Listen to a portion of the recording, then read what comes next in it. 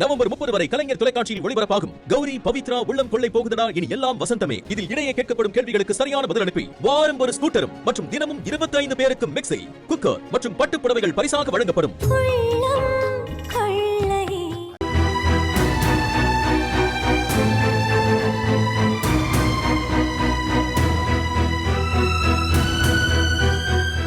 அம்மா,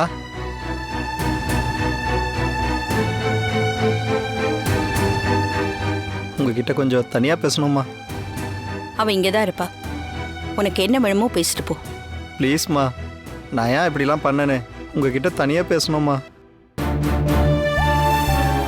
பாட்டி, நீங்க பேசிட்டு இருங்க, நான் கீழே போய் படிக்கிறேன்.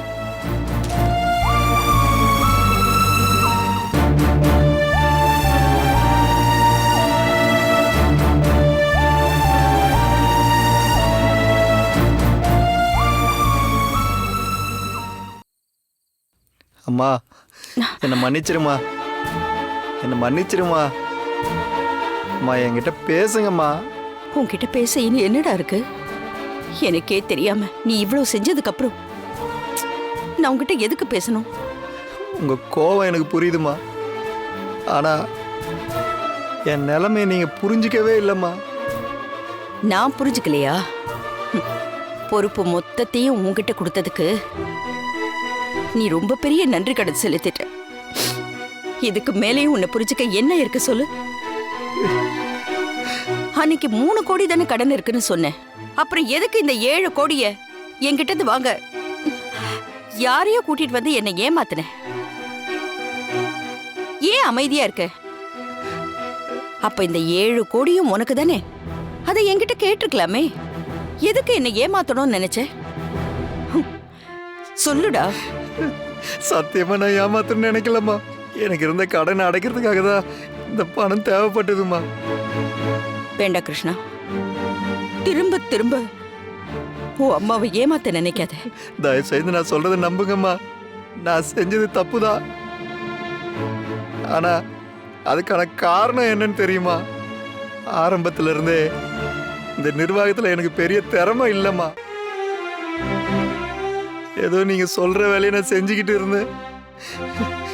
இப்ப எல்லா முடிவும் நானே எடுக்கணுன்றப்ப சத்தியமா எனக்கு வரலம்மா.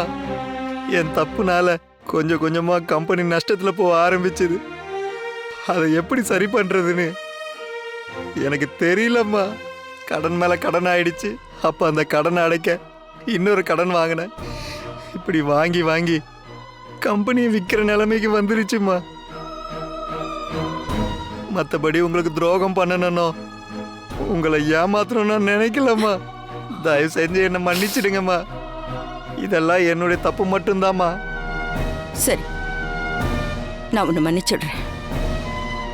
ஆனா நீ எனக்கு ஒரு உண்மையை சொல்லணும்.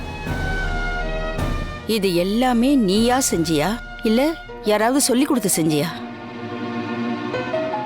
இப்போவும் நீ எனக்கு உண்மையா இருக்கணும்னு நினைச்சா நான் கேட்ட கேள்விக்கு பதில் சொல்லு.